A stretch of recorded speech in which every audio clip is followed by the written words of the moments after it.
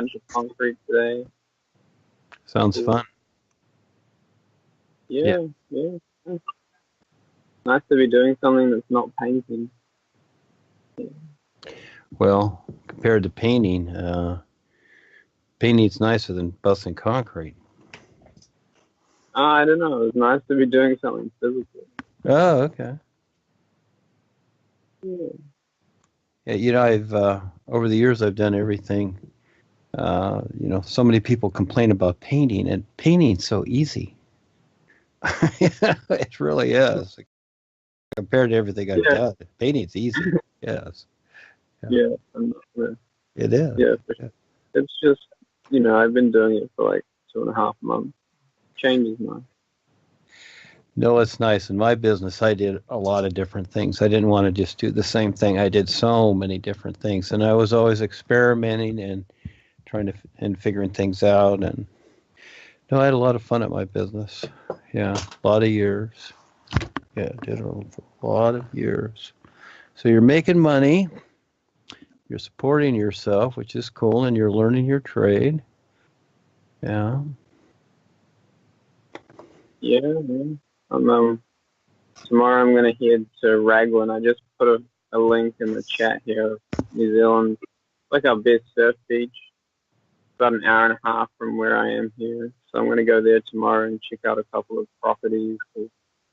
Once I finish all the landscaping at my brother's house, and hopefully I can get something. And there's some sections for sale there with nothing on them. Mm-hmm.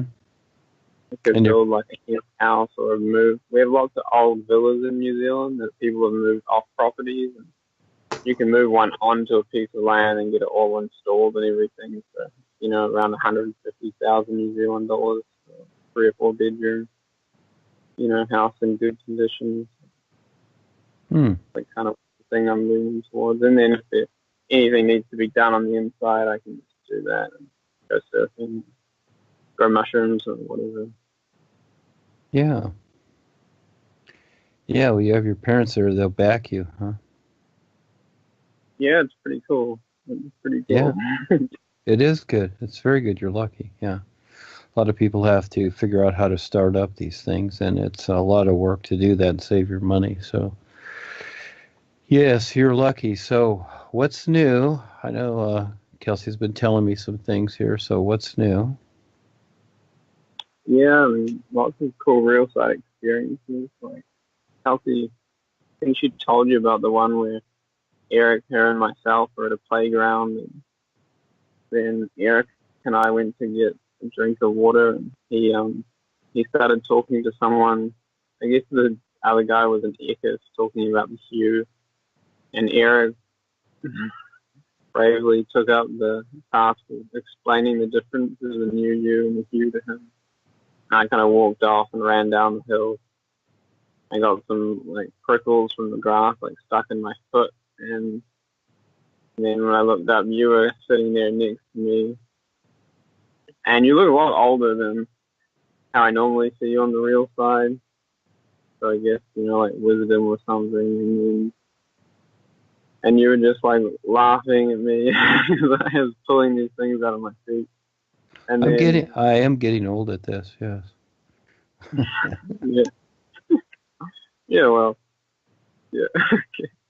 And yeah, like I don't know what Kelsey told you, but then Claudie and I guess Ava were there, and you were telling Claudie how Kelsey was going to win the cricket game the next day, and that you had full confidence in her, and that if her team was, behind par or whatever, any stage of the game, you would give Claudie the money or whatever. And Claudie was just like laughing. Yeah, it was pretty funny. That's great. That's great. Yes, we're having fun doing funny little things here. So, what we're really doing here is a game, so in its own way. So that's good. It just portrays itself in different ways. So here's Ava, and I'll bring Ava in. Hold on. There she is. There she is. Kelsey brought her in. Here's Ava. Hello. Hello, Ava. We're talking to Henry here. He has some sharing some experiences. You were in some of them too. Yes. Uh-huh. Yeah. Go ahead, Henry. Yes. Ava will just listen. She's eating her. She's doing her drink or eating her chocolate. Yes. Yeah. You'll have to mute a little bit, Ava, so they don't hear you chewing. Yeah, well, another experience I had the other day, I was kind of, the idea was I was at my parents' house. I didn't recognize at the time where I was. I was in a bedroom, and you and Ava were there, or what appeared to be you and Ava. And Kelsey was like in a single bed, and I was in a separate single bed, and there was all these people like sleeping on the floor, kind of like below us, I guess. And then I was like reading something, and then Ava came and like got into bed with me, and yeah, like I don't know, it was weird, and then so like Ava put my hand on her breast, and then all of a sudden I kind of like fell asleep, and I realized like there was like some weird tap whining going on after I'd been asleep for a while, and I woke up.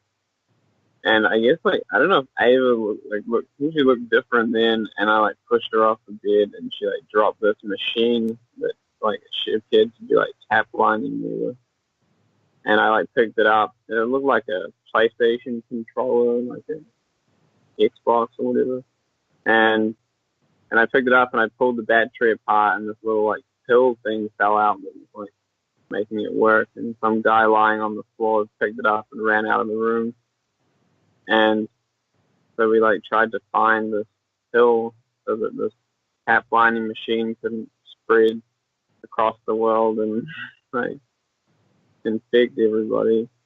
And I eventually, from what I remember or what I told Kelsey in the morning, was that we did find it and stuff, but it was a huge deal, and it was very stressful for Kelsey especially.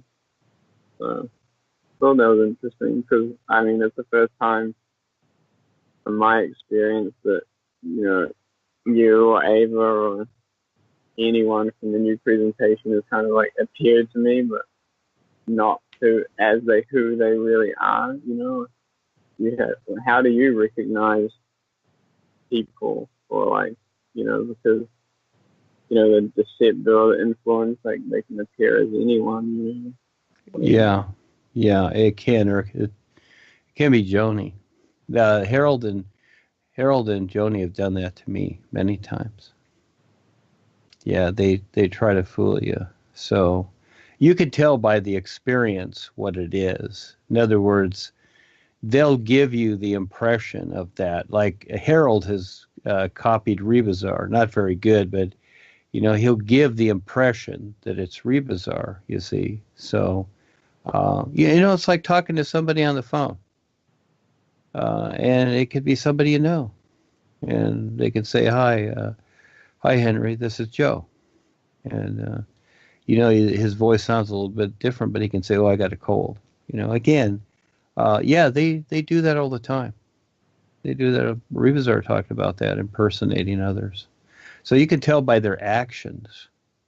And, if there's all of a sudden funny things going on, you see? Yeah, so like putting your hand on her breast or something like that. See, those are funny things going on, then other things going on. Then you push her off the bed. Well, then you recognize, there's a part of you that recognized what was going on. Is that what happened? Yeah. Yeah, that's cool. That makes sense. Mm-hmm. Yeah, it's we take the real side experiences for granted, but there's a lot to sort out from them as you continue on. It's like going to school. When you start off in the first and second grade, it's pretty simple stuff, but as you start going, it becomes pretty complicated and convoluted. There's so many different ways to go, and as you start reading, going through school and reading books, and then you go online and the books in school are one thing, and then the books online are telling you a different story because we have the internet today. And so you've got all these views, etc. So who's telling what? You see? So this is where, you eventually, I go through a lot of experiences too, and I don't always recognize them right away. People are coming around all the time, and I don't know who they are. Lots of times, or they're very well disguised. I don't always pick it up, but I eventually things show up. You see? Yeah, but there's a part of you can look at the reaction within yourself. Now, the personal self here, my personal self may not recognize it, but my real awareness does. It recognizes it. Yeah. And so, again, that's, your experience like that. And, as you get more into this, they're always there. The influence, or Joni and Harry. Yeah, they're always there. And they'll pick on you, and they'll pick on everybody. I don't see them much. But again, then there's always deception going on. Wherever you're at, yeah. That's cool. Another question. Go ahead. I've been meaning to ask, and I'm sure it's been asked before, but what do you do to focus on during your physical waking life here? While you're doing these little stuff, or while you were working, for example, as a contractor. You know what I mean? How do you just maintain that intent or that focus? Well, you first of all, think of it like where you live. You have a house, and even though you go to work every day, where you live. You have your house, right? So that's your base that you establish. Now, your intent is like that. So you look at your intent. You learn to recognize what your intent is with life, with the whole of life, because that's the real you. You decide what your life is going to be, what you're going to be with, what you're going to do, whatever. That's your intent. And so, first of all, you establish that. You recognize how to establish that. It used to be, even in the corporation, it was called like the seed, SEED, of yourself, where you put your seed. And so, most people didn't realize what that meant. I kind of figured it out, and I said, well, at the time it was the Sugmut. I said, I put my seed. I was telling one of my friends, I said, I put my seed with the Sugmut. And he goes, oh, okay, that's a good idea. Again, so, but it's really what it really is, what that meant is that it's your intent. It's your intent on anything. So once you establish your intent, okay, it's like a love affair that you have. It's something that you focus on a lot. Look at anything that you focus on a lot, and then take that same focus and learn to recognize and focus it on what you can recognize of this isness, okay? And then you build upon that, you might say. And so that becomes your home base. That becomes your intent. So even if you're not consciously, you're not thinking about your house when you're at work. You're totally oblivious. But you know where you live. So it's like that. You know where you've placed your intent. It's very important to recognize your intent, because otherwise you're basically, your intent is wherever, okay? It's more of a surface world for you, experiences and whatever. And, the real guidance can only show you certain things, but you have to figure out things for yourself. And this is where, the books and the knowledge and everything I write or whatever, it helps you to understand how to figure all this out. But that you want to first establish. So again, it's like you want your own life, so you find your own place to live, and from there you go to work and you support yourself. So it's the same idea with the whole of life. You Learn to recognize your intent and establish yourself there. How do you see that, and how do you see that in relationship to the reality life is? You see, this is where you have to figure this out. And however you decide, that's how it is. So again, everybody has their idea of things, and that's what it is to them. And until they discover there's more, there's always more. You see? You understand that?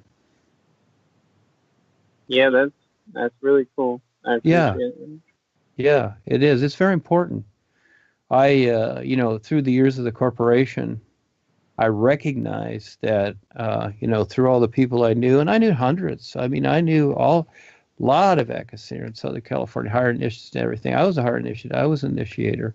And I really recognized that these people really didn't recognize their intent. They were with the corporation. They, were with the master, follow the master, believe in the master, whatever. Okay, all these things. Okay, all these sound good things. But eventually, it just filters down to a surface world. And the individual's intent, it's very interesting how that is. Because it's like endless. That's, we're in the ocean of life. We're in the real ocean of life. That's the sound, light, reality. It's all aliveness, etc. And, we decide how we're going to relate and recognize that.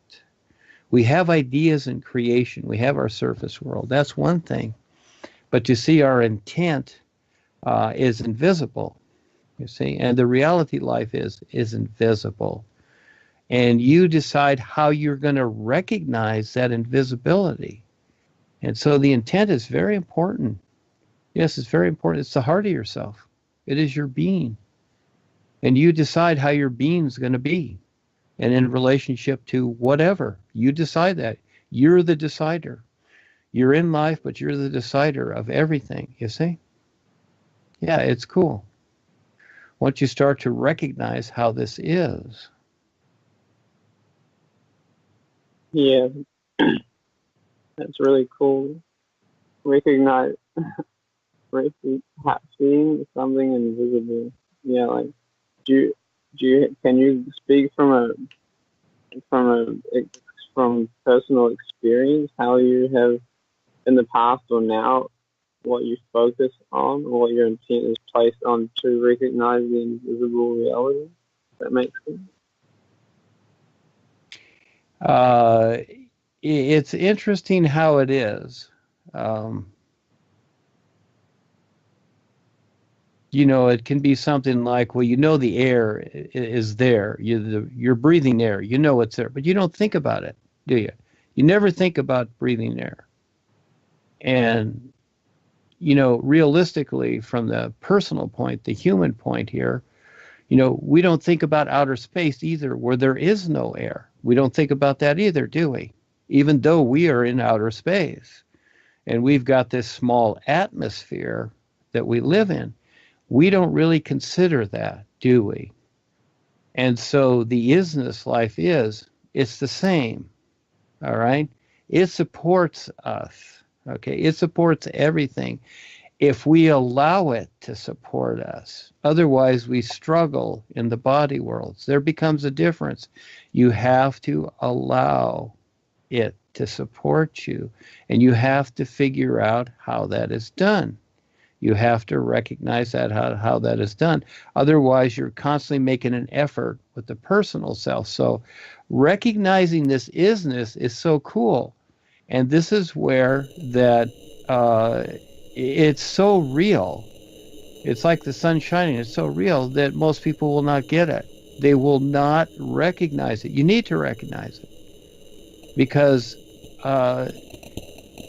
once you do, then you become part of that. You see? You become part of that. Just like anything you do here, you become part of it. And so you just have to work at it, and then you learn to see the subtle difference between creation and the isness. In the isness, you don't need to create because it supports you. And everything that you would ever want or need is already in the isness. Okay? And it's everywhere. It's right here now. You don't have to travel. You don't have to leave your body. You don't have to go to sleep. You don't have to do any of that. Okay? This is just a process that we've come to know. And because of how things have been set up and shielded from us, but eventually you can see it all. Okay? Why go? You don't need to go anywhere at all. Those are movements basically of the bodies, or moving through the bodies. You don't need to do that anymore. You can see whatever you want in an instant. And so you have to go through yourself, and you have to learn to recognize, what you're creating all the time too.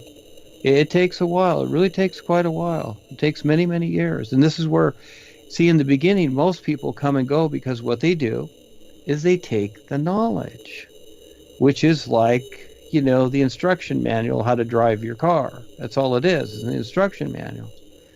And they think that, oh, I've got this knowledge. Well, that's only on the surface world. That is not the reality of what is being presented here. Those are just the hints, and people think, well, I know this, I know that, and then they just go back to their surface life. No, there's much bigger picture here, that it's endless, and to where that you can eventually reside right here and now in this isness, and it supports you. Yeah. And then learning to see the difference, very subtle, like your mind and imagination, very subtle difference. It's just a shift. It's just moving your attention around. To recognizing the difference between creation, when you're creating, and when you're allowing yourself to be supported by this isness. Yes, this becomes your real adventure. But, it's really a heck of an accomplishment like nothing else. And so that's where you decide how you're going to do it. So, again, the focus starts with your intent. And you really want to understand, look it up in the dictionary, get definitions on it, imagine it, figure it out. Again, it's like anything. It's just like something you imagine. Yeah, it's your fantasy, because everything is real. So if you fantasize it, I just would focus on the sun. Like the pictures that, Paul focused to leave his body. He just focused on a flame, on a candle. He just kept focusing it until he self-hypnotized himself, till he started leaving his body. He hit that and other techniques. He developed them himself, just to leave the body. And basically in the beginning, he was doing astral projection because it's easy to do, just to get the experience, to start that. That's what the yogis do, and whatever, they all do astral projection. And it's fine. That starts off the experience. And so it's good to have a guide on the other side that helps you out and protects you, because you can get into trouble and open up psychic influences, etc. So you have friends on the real side. And so since Paul's days, things have really progressed, you might say. It's more fine-tuned with the isness, because, again, Paul brought it out a particular way, and this is where all these paths and that, they're more obstacles than they are benefits, because they're basically physical astral, and they're just a lot of encumbrances, restrictions, and taplining today. They don't work anymore, because you might say life has moved on. That's what it was agreeable to at that time. But what we have now is a much better, unique position, but it's one of recognition, which is real with the S. It is a recognition. So I use just the ball of light on pictures or whatever is the sun, and sometimes I'll just sit and stare at those. And through that, just that or anything, or just even staring at the sky or anything, just staring, and always open for recognition. Okay, that's one way. There's many ways to do it. That has helped me focus, in the personal sense. But in your real awareness, that is your intent. Okay, that is that's of its own nature. So again, the two are similar but different. But you decide how you're going to, again, it's like a relationship. You decide how you're going to have that relationship and plan it. This is a relationship with the reality life is. The true reality life is. For most people, again, the idea of, God or religion or whatever is a belief. All right. Now, the belief idea has nothing to do with their God, but people think it does. It's like, oh, I believe in God. No, belief is an idea, and it has nothing to do with the actuality. Again, it's like loving a person. Yes, you can love them, but realistically, does that really have anything to do with them? Not really. You're deciding that. You see, that's your relationship. And they decide to love you. So it's an exchange, isn't it? But realistically, it's you deciding that. You see? You're more defining things so you can recognize how things are working instead of, you might say, fooling yourself with these ideas that sound good that really get you nowhere with the overall of life and surviving. There becomes a difference, you see? Yeah, I think it's clearing things up. Like what I've been doing lately is, just focusing. You know, whenever I whenever I notice it, like on the sun and nature and things, and as I'm doing that, without kind of looking around too much, I'll perceive, everything that humans have created and the comparison of, what, just the isness of the wind and the sun and the clouds, and they just are. But yeah, I The mean, the yeah, idea would be to you see these things. See, that is creation. What you're seeing is creation. Just like the trees and the environment, the sun, whatever, the atmosphere, the sky, whatever's there. And then that's basically the environment, but that's creation too. And then you see the other creation, which is the cars, the homes, your body, etc. This is all part of creation. And even on the real side, when you have experiences, um, you know, learn to see more than the experience. In other words, yes, when you're looking at things here, but what is it that supports all of this? What is behind all of this? You see? And so that's the isness. That's how I see it. It is the isness that supports all this, but you don't see it in the same way. You can't because it's like the air we breathe. It supports us, but you don't see it. But it is very real. It is more real than anything here, but you learn in your own way how to recognize that, and you create your relationship with that, you see? And as you do, okay, well, it itself corresponds to your recognition. This is what's so cool about it. But you might say, like a boy wants to meet a girl, you make the first move. It already is, and it will respond when you start to recognize what it is. And then by that response, this is how you become more aware to recognize more and more of it, you see? And just like a relationship, when you meet somebody, eventually you start to, see more and more, and you start to recognize things about them, you see? And it's the same thing. So it's just where you put your attention and decide. And for most people, that invisible element, well, they have an idea about it, so they call it spirit. Okay. And then it's like, well, I believe in the spirit. Well, that's fine. But again, belief is an idea. It's not a real recognition of the reality it is because it's far too real.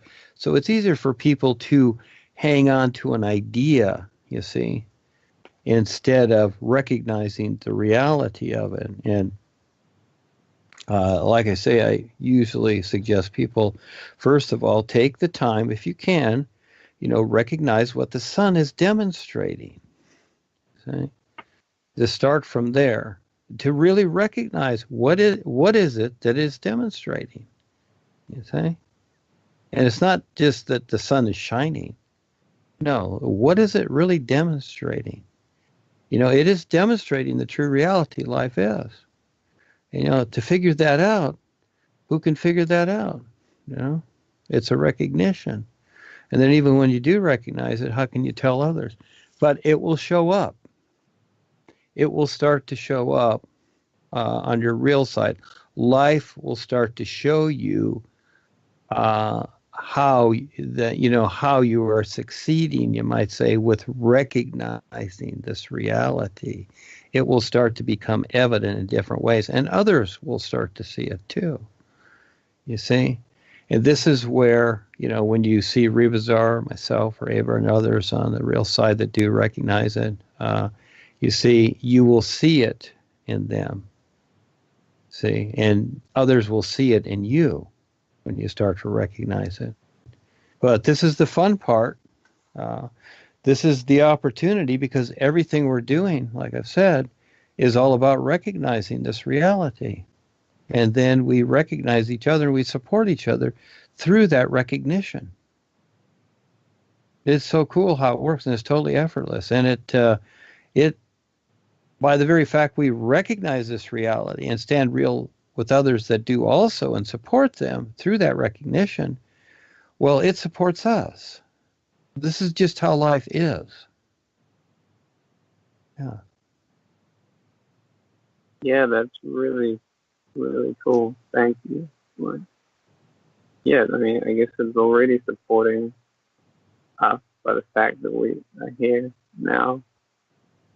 So, yeah. It supports us, but when we take our free will to create things that of a particular, we forget, and so we've forgotten, and so we get mixed up in creation, and to the point to where that creation becomes more important than the focus to support this recognition of this reality. You see?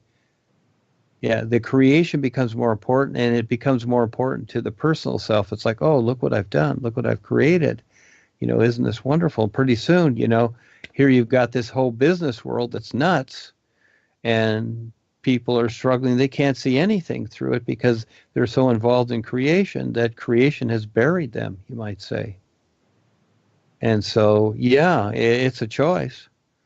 And that's how subtle it is. So, you decide every moment how you're going to focus. So you set your life up as to how you're going to continually focus with this. Now, where people become confused in the beginning is that, yes, you have the books, you have the new you and all that, but really more so than any of that is the recognition.